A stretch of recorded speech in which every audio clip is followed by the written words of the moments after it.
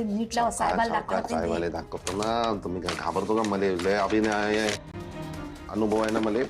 बडबड कमी करा, काम जास्त करा बरं. वा वा. सुनबाई कपकेक रेडी आहे बरं.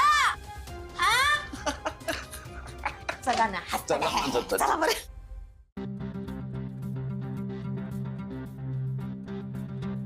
परशु जरा रिक्षा काढा ना. परशु थांब. भैरवी मी गाडी काढतो, आपण गाडी घेऊ. नको परशु, तुम्ही रिक्षा घेऊन या. भैरवी मी तुझ्या बरोबर येतोय. तुम्ही का थांबलाय? मी सांगितलं ना मला रिक्षाने जायचंय. गाडी मी सुद्धा चालवू शकते. मी येतोय तुझ्या बरोबर. नको येऊ सनीश, का?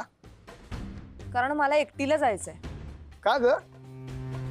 तुझी तर इच्छा होती ना मी तुला तुझ्या बिझनेस मध्ये हेल्प करावी, तुझ्या सोबत काम करावं. मग आता काय झालं? हो होती ना.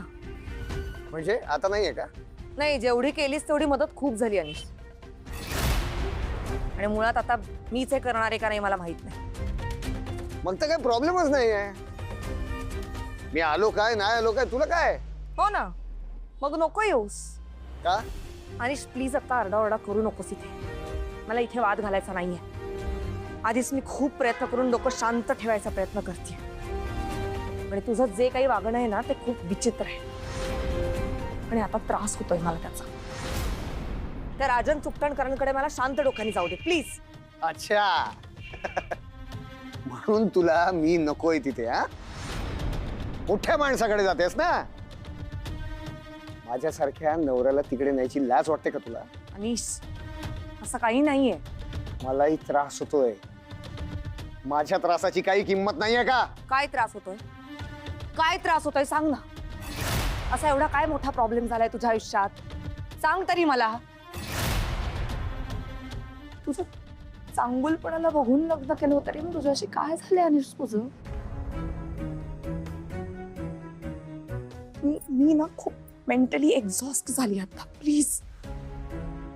आणि काल जे काही वागलायस ना तू, त्यानंतर मला नाही वाटत मी तुझ्याशी आता काही बोलू शकेन. त्यामुळे आता मला तू माझ्या बरोबर नकोयस. Okay, so please leave me alone. असायला काय झालं? नाही नाही, स्पष्ट सांग ना तू. तुझ्या बिझनेस मध्ये तुला मी नकोय. तू स्पष्ट सांग ना की तुला मी बिझनेसच करायला नकोय. ताईसाहेब, ताईसाहेब रिक्षा आली आहे.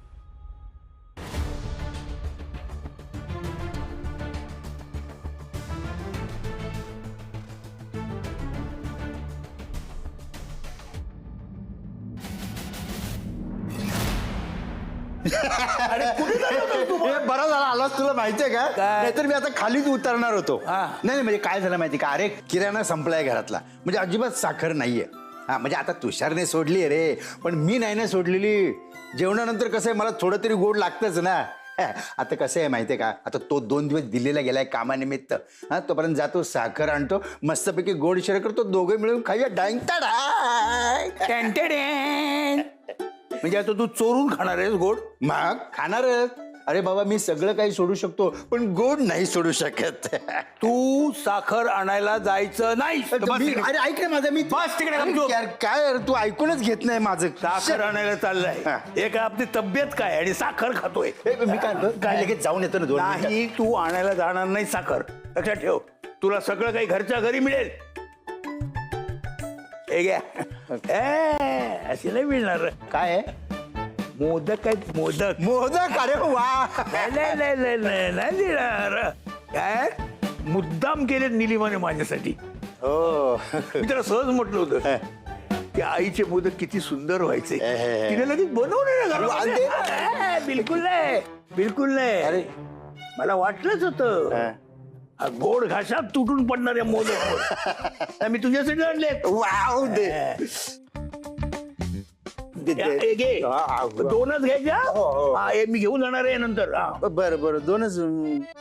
अक्षरशः देवासारखं धावून आलास रे. धावून नाही आलो, देवासारखं आलोय. धावून वगैरे नाही आलो मी काय. आता मस्तपैकी जेवताना त्याच्यावर तुपाची धार सोडा आणि खा. जेवताना खाणार नाहीये मी, आत्ताच फडशा पाडणार आहे. वा वा वा.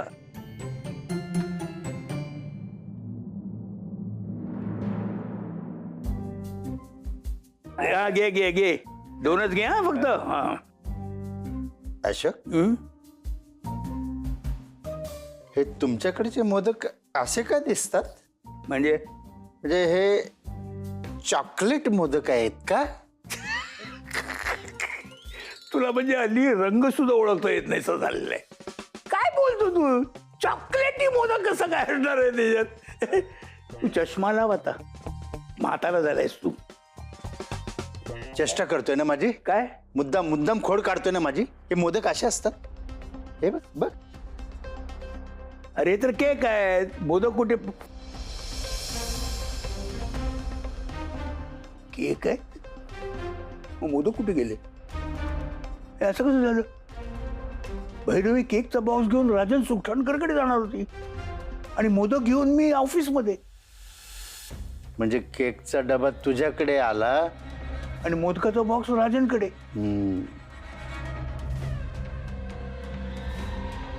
सत्यानाश! काय करतो? राहू दे राहू दे, मला चालेल, केक चालेल मला. अशोक ऐक ना यार, नाही, तू मला- दे ना नाही, मला. नाही, बिलकुल अरे, नाही. गोड खायची इच्छा आहे. शेत यार.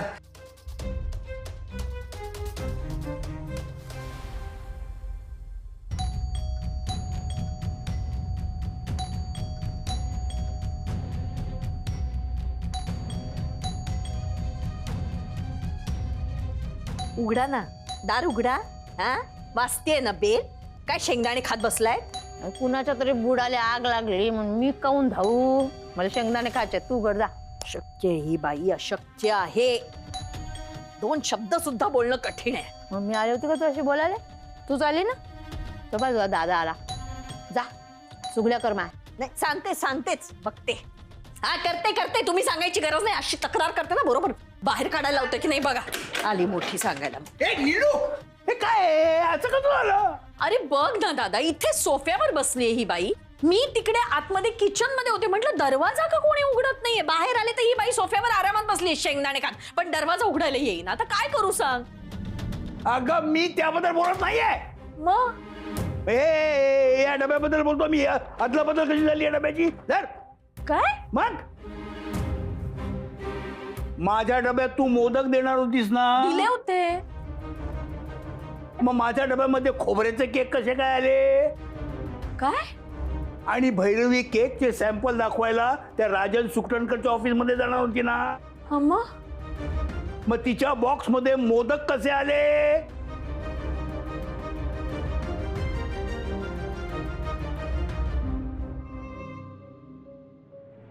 ओ माय बाई वा, काय बरं असं कसं झालं माय बाई? हे बाई आहे ना भाऊजी अशी झामल करत राहते. मी एकटी बाई शांतपणे काम करते तर मला डबे कुणी भरले होते? तुम्ही भरले होते ना? मान्य आहे ना मला, मी डबे भरलेच होते, पण डब्यातले जिन्नस मी भरले होते माय बाई. पण ते डबे पिशवीत कोणी भरले? तू भरले. हा, पण मी बरोबर पिशवीत भरले होते दादा, मला आठवतंय. मी नाही तुला काहीच आठवत नाही. तू सारं लक्ष ना मी कुठे चुका करतो इकडे असतं. मला तर काहीच येत नाही ना बापा या घरात. मी तो नुसती बसलेली राहते. मी नुसती अशी शेठानी सारखी बसून काम तर सारं तूच करते ना. जबाबदारी मला नाहीच आहे ना. बसा. आधी हा गोंधळ कसा निसरायचा होतो बघा. अरे एवढा मोठा बिझनेसमन भैरवीला ऑफर द्यायला इथपर्यंत आला होता. त्याने सॅम्पल मागितलं तर सॅम्पलच चुकलं. अरे देवा, आता काय करायचं रे दादा? आता काय होणार? भैरवी चिडून तुले घालवून देणार.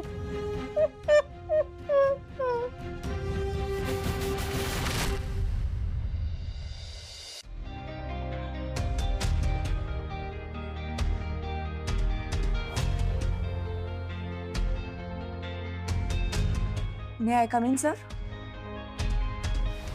Oh, yes. Please come in. Please come in. Welcome. Hello. Bhairavi Majgaonkar. Finally. I am really sorry, तुम्ही घरी येऊन गेलात. म्हणजे मी घरी येऊन गेलो सो युअर सॉरी. नाही नाही नाही, तसं नाही. म्हणजे तुम्ही मला फोन केला होता आणि तो लागला नाही म्हणून तुम्हाला घरी यावं लागलं, त्यामुळे सॉरी. That's fine. अरे बस ना बस.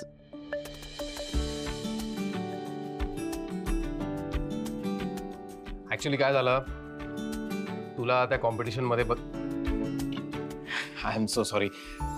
तू म्हणलं तर चालेल ना? येस येस ऑफकोर्स, प्लीज तूच म्हणा. सर, तुमच्या आउटलेट्सना आम्ही वर्षोनवर्ष जातोय. मी कॉलेजमध्ये होते तेव्हाही जायचे. इनफॅक्ट मी लंडनमध्ये होते तेव्हा सुद्धा तिथे तुमचा स्टोअर आहे, तिथेही मी जायचे. ऑफकोर्स तुम्ही आमच्यासाठी रोल मॉडेल आहात सर, आणि इट्स माय ऑनर तुम्ही मला अप्रोच झाला. बस बस, उगाच फॉर्मल बोलू नकोस. काय घेणार, चहा कॉफी? I am good. ते सॅम्पल द्यायचं होतं तुम्हाला. Okay, straight to the point. Let me tell you few things very clearly. Okay. तुला जसं सॅम्पल आणायला सांगितलं तसंच अजून दोघा तिघांनाही सांगितलेलं आहे. बरं. कसं आहे भैरवी, महाराष्ट्रभर आमचे साधारणपणे 70 आउटलेट्स आहेत. पूर्ण भारतभर 120 आणि भारताच्या बाहेरही आउटलेट्स आहेत, तुला माहिती आहे. ऑफकोर्स. फार जास्त कॉम्पिटिशन नाही आहे मार्केटमध्ये, पण तरीही माझी अशी इच्छा असते की दरवेळी लोकांना काहीतरी नवीन द्यायचं, इंट्रोड्यूस करायचं. लोकांनी आमचं स्टोअर सोडून दुसरीकडे कुठेही जायला नको. त्यांनी इंटरेस्टनी वाट बघितली पाहिजे की काय नवीन येत आहे. मला सरप्राईज द्यायला आवडतं आणि त्यामुळे दर 2 वर्षांनी मी आमच्या आउटलेट्समध्ये एक नवीन सरप्राईज आयटम इंट्रोड्यूस करत असतो.